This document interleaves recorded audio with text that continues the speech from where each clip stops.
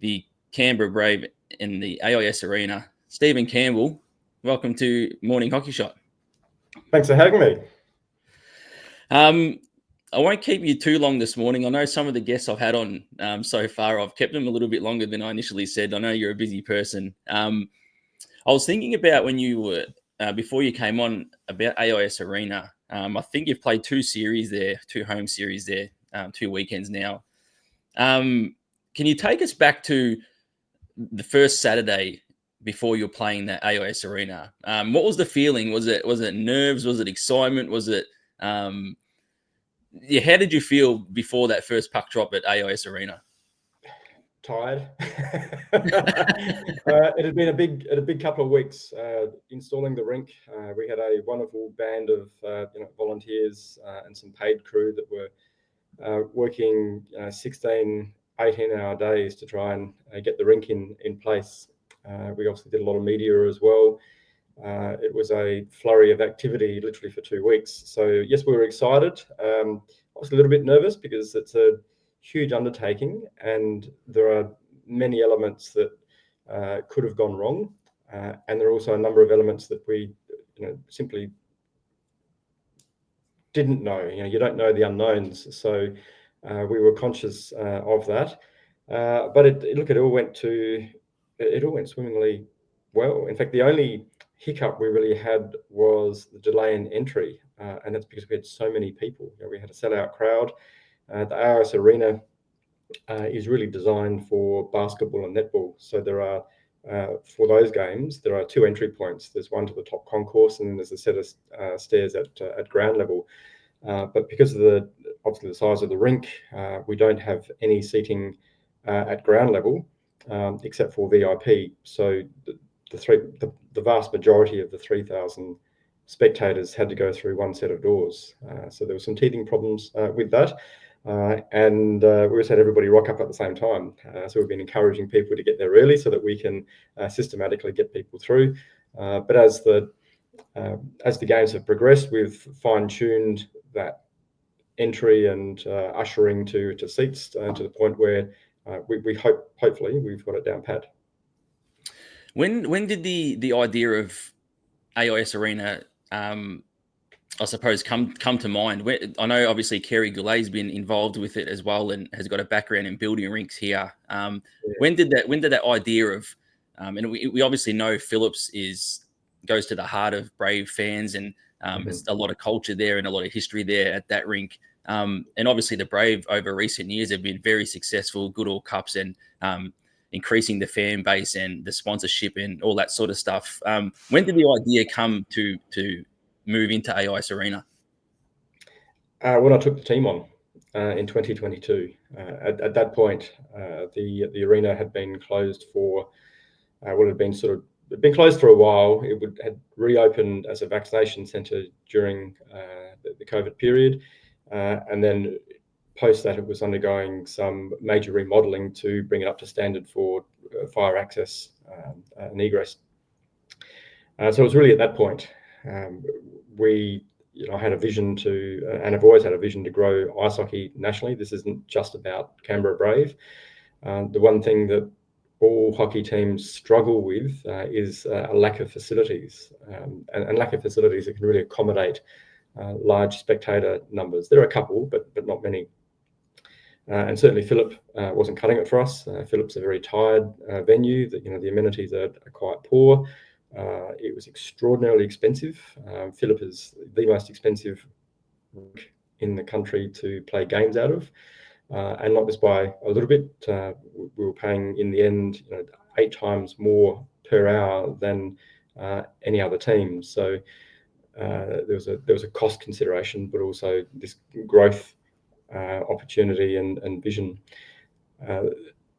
So despite having that idea in 2022, the arena just wasn't open for business, and it wasn't until last year, where they opened mid-season for the Capitals to play, that I started having had a formal discussion with the CE, and then we progressed that to. So we sort of went backwards and forwards a little bit, and then we had some formal meetings at the beginning of this year, 2025. Is there in terms of profitability with AIS Arena, is there a set sort of, I suppose, attendance figure that the Brave need to hit to get into that profitability mark? There is. There was a break even for cost point, but with these large venues, the structure and how the payments work are quite complicated. So you've got a venue fee, and then you've got on costs, and some of those on costs are determined by the event itself. So the number of security that you have on, the number of cleaning staff. So there's a lot of costs there. There's also, the energy costs in this country are absurd and only getting more absurd. So at the moment we're paying, just to give you an idea, for the cost of chillers, that's $6,000 a week. The cost of energy is $7,000 a week. So that people see large numbers and think they must be very profitable team. We're just breaking even. So the cost of such a venue like that in the first year was always going to be high. Next year we'll be able to mitigate some of those costs, because a lot of the rink costs we've already borne in the first year, because we've purchased a lot of those components. Not all. We'll purchase the remainder of those components next year, but then in year 3 onwards, we should be in a position to hopefully turn the club into at least break even. That was one of the things I was going to ask you. Is there a long-term commitment with AIS Arena? There's a 3-year, so it's a 2 + 1 year agreement. We didn't want to commit ourselves beyond that for 2 reasons. One, obviously we've got the Tuggeranong facility, which is subject to a contract that we're waiting on from government to build, and we didn't know, whilst we were quietly confident, we didn't know what the appetite for a large stadium would be. So we didn't want to lock ourselves into a long-term contract if we're only getting 1,800 people to a game, because we'd run at a significant loss with 1,800 people. So, but we've demonstrated that every game to date has been a sellout.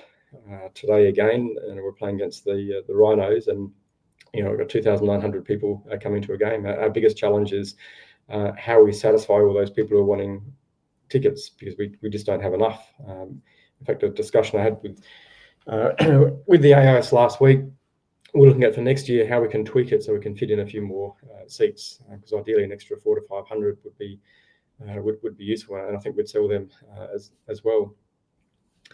In terms of our longer term vision, it's put a question mark on what we do with Tuggeranong. We're committed to a 2-seat, twin sheet arena, but our growth proposal, and I had an interview with the Canberra Times last week, is for the new National Convention Centre, which is a 6,000 to 8,000 seat stadium, to look at negotiating with government and their design team so that we put in the embedded infrastructure for ice, so that it becomes operational in the same manner that Madison Square Gardens or many of the North American centres do, so that we can pull up and down the boards very quickly, rather than having a sort of a 2-week installation time, which costs a lot of money, requires a lot of bodies, as opposed to a changeover which would be 8 hours. I am here with Stephen Campbell, the CEO of the Canberra Brave. Drop a comment in the chat if you've got a question for Stephen, just discussing AIS Arena. I did read that article about the Madison Square Garden style. It's quite exciting if we can get that over the line. How are governments towards, I suppose, ice hockey or ice sports in general when you're negotiating? Are they sort of welcoming to the idea? Look, I think the challenge across the country is that whilst we have a dedicated fan base and they're very loyal, they're very loud, we have to accept the reality that ice hockey at the moment is still a minority sport in the country. And I accept that part of that is because we just don't have the infrastructure to be able to grow it to how we would like. I think the move to the AIS has done a couple of things. it's proven a concept, and that is that if you build something that can accommodate bowl seating, so that people can intimately engage with the sport, then the people will come. That's the first thing. It also then sends a message to government that, well, hang on a minute, here is a sport that's actually rivaling the traditional sports that we see as being majors. So if you take the Brave in the ACT, in terms of spectator numbers, we're now third only to Raiders and Brumbies, the two rugby teams. And then there's a massive drop when you go to the teams below that. So whilst I think government have been sort of reluctant to put much investment into iSports, I think they're now going to have to start and recognise that this isn't just a minor sport in the ACT, at least. It's a major sport, and we need to give it proper recognition. I actually put a business case to the government ahead of any decisions on the AIS, and we sought some equivalent funding. Actually, we're after half the funding that the local Capitals and United teams get, so the women's basketball and the women's soccer. And as part of that business case, we looked at the inbound tourism dollars that would flow on, and that we would also bring the USA-Canada series at our cost. That was rejected, which was a little bit disappointing. We will go back to government because my figures were actually too conservative, because the inbound tourism dollars ended up being much more than what we had anticipated. So 23% of our tickets are all purchased outside of the ACT. So that's people who are coming into the ACT, they're spending on accommodation, they're spending on retail, and they're spending in hospitality. So there's now a very solid economic argument for the ACT government to get behind some support financially in the AIS. And yeah, and we do know as well, ice hockey fans are quite loyal, and they excuse me, and they do travel, and they do travel well. I'll be up there, obviously, as you know, Stephen, next weekend. So I'm one of those that's booking accommodation and all those things, and putting back into the local economy. We do have some comments in the chat as well. A few people thanking you for the 2 p.m. puck drops. Thank you for the Sunday 2 p.m. starts at AIS. Much easier on logistics for traveling teams and fans. Is that something that was definitely in frame of mind with AIS Arena and at the 2 p.m. puck drops, or is that how it sort of just fell? No, that was a deliberate decision. Look, it helps travelling teams because you're able to get home a bit earlier, and for some teams it means that they can get home on a Sunday rather than having to have the cost of an additional night's accommodation to fly out on the Monday. But also, whenever you're doing double headers, the Sunday crowd is always a bit more difficult because you got families, they've got children. Preferably, as a parent myself, you want to have your children home and fed and in bed at an early hour ahead of the school day the next day. So, 4 and 5 p.m. games make that really difficult for families.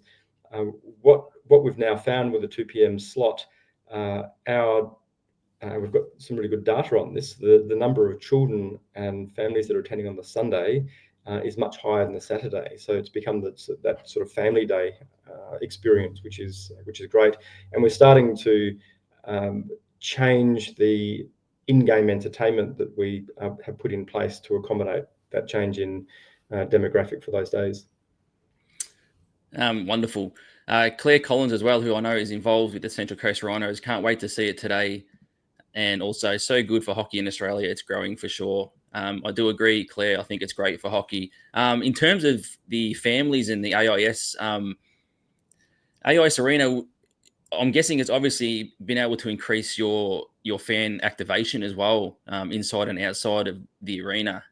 What can fans expect when they show up to AIS Arena? One of the commitments that when we made the announcement that we wanted was that we were going to deliver a true NHL style experience. So we put a lot of time and effort.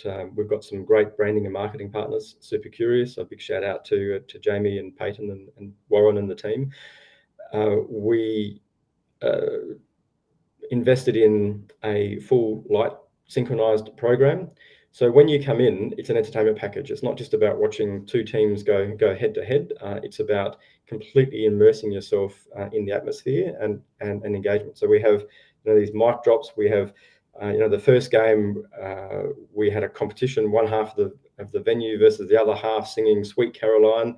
And it was a pretty awesome experience to have 3,000 people singing against each other. So, I think for the first time in Australia, the venue has enabled us to, because it's full bowl, have that complete interaction, not just with the teams that are playing, but also against and with themselves. We had a fantastic experience.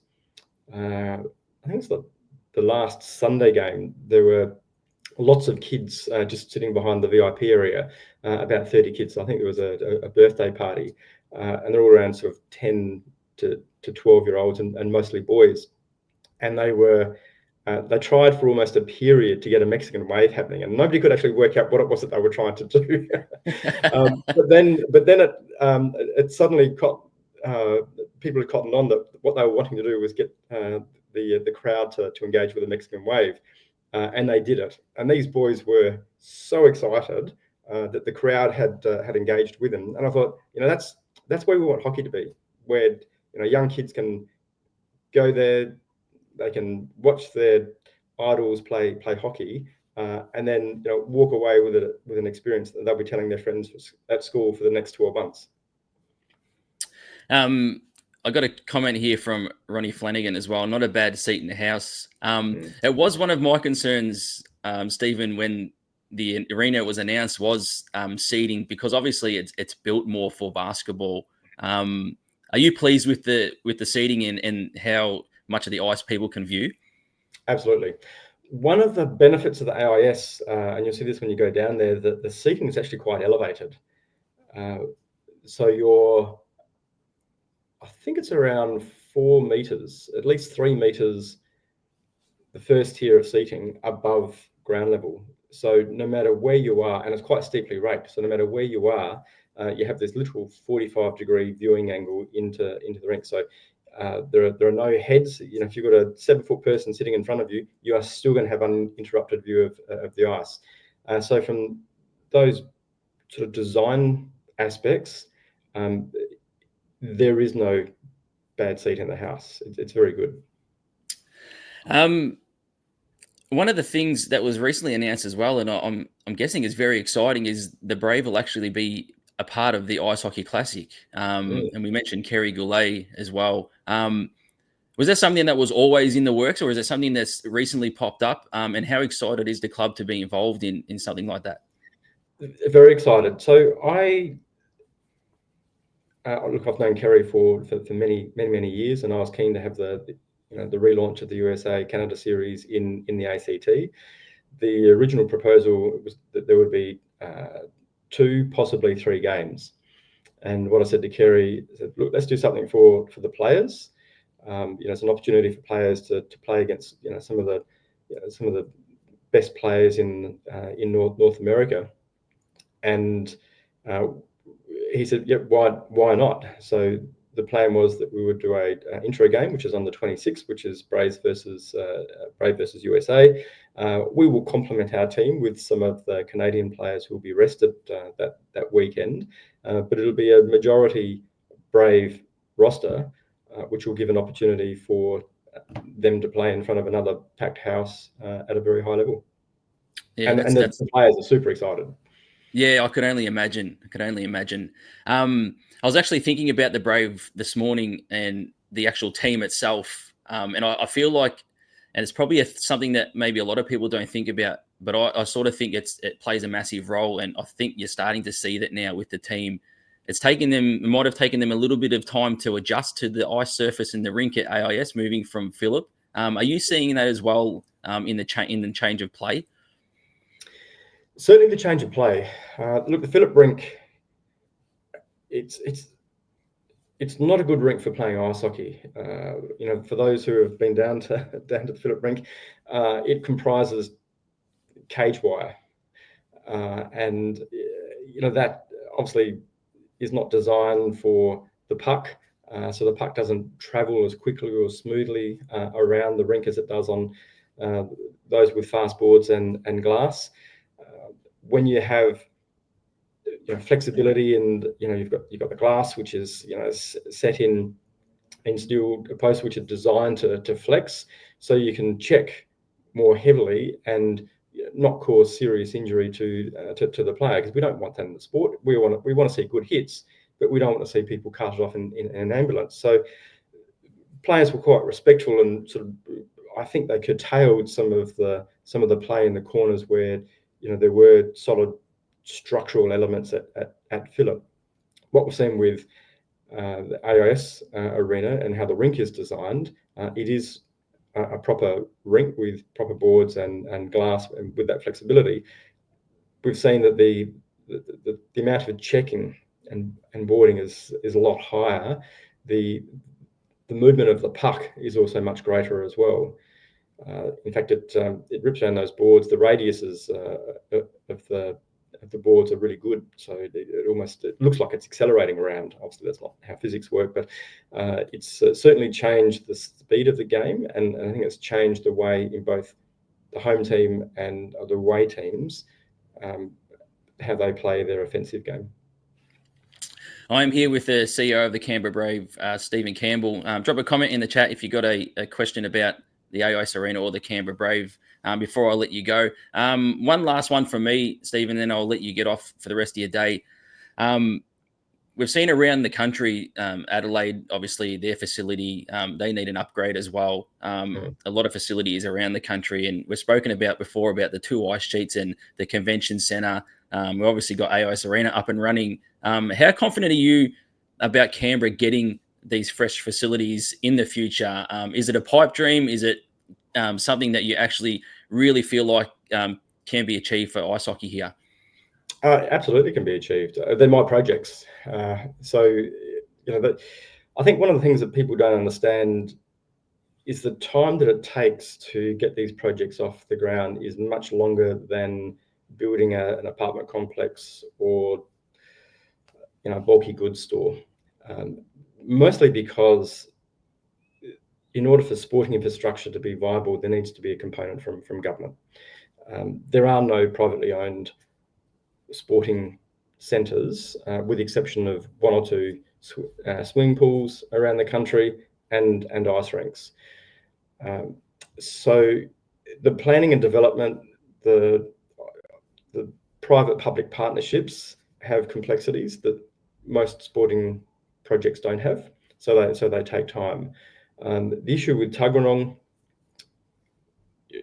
we're still waiting on a contract from government. The government have acknowledged publicly that they will provide that contract to us in July, so the next few weeks, which is a positive sign. But I do want to stress that our relationship with government is very good. Despite we've had a bit of a spat publicly over the last couple of weeks, it's a good working relationship, and both of us recognise that there are a number of steps that you need to go through. We've had to do 2 environmental reports. We've got 200 trees that need to be removed, which is problematic. The site itself, we're not enamored with. It has a number of complexities with traffic management, the removal of trees. The site has a significant slope, and we have been looking for other sites, and we'll continue to do that concurrent with us going down the path with Tuggeranong. But should it be determined that Tuggeranong is not feasible, and it may or may not be, Tuggeranong is the site that we're going to develop. We've finally got planning approval for a facility in Playford, and we are working on a second facility, which we haven't made any announcements on where that's going to be, which we believe can be up and running very quickly. One last one, as you're just talking, then, and then I'll let you go. I had been talking to people. I'm not sure of the geographical area of the ACT or Canberra, but some people have mentioned to me that Tuggeranong is sort of out of the way a little bit. I'm not sure if that is true, and is that a concern when trying to build these facilities? Absolutely, it's a concern, and it is out of the way. It's very south. What I've said publicly is that this is the the last opportunity to build a rink. So once we've built this, there won't be another one built in the ACT for 35 to 40 years. That's the reality. Yep. So I think it's really important that the site location is suitable to grow ice sports. Now, the Ice Sports Federation, for whatever reason, don't share this view of mine. They're so desperate for a facility, they'll take it wherever. But I think we need to be a little bit more nuanced in our decision making. That if we're sincerely about wanting to grow all ice sports, it's not just about ice hockey, but broomball and figure skating and curling and some others, speed skating and others that we could introduce. We really need to maximise the accessibility of the facility, and that's why my suggestion to government was that we need to reconsider the site and look at something that's more central. You wouldn't put the National Convention Centre down south. The government spends a fortune on Floriade. It's a great event. It attracts people from not just around the country, but from around the world. You wouldn't do that either north or south. It's done centrally, and those decisions are done with that in mind. It's about how you maximise the accessibility for everybody. The same should be done with an ice rink. In fact, I'd say particularly with an ice rink, because we don't have or won't have any others. You wouldn't put the only tennis court down in Tuggeranong. There'd be an uproar. Yeah. So why would we settle for less for ice sports? Yep. Yep. Absolutely. It's very exciting, Stephen, for the sport of ice hockey and ice sports, as you mentioned, in general, and also the Canberra Brave to have one AIS Arena, but also to hopefully have these facilities in the works and up and running in the future. I know you're a busy person and you've got a big day ahead. You've got the Rhinos and it's another packed house and a sellout at AIS Arena. Thanks for jumping on the morning hockey shot, and I'll catch up with you next weekend when I'm up there to check out the arena. Looking forward to it. Thank you very much. There he goes, Stephen Campbell, the CEO of the Canberra Brave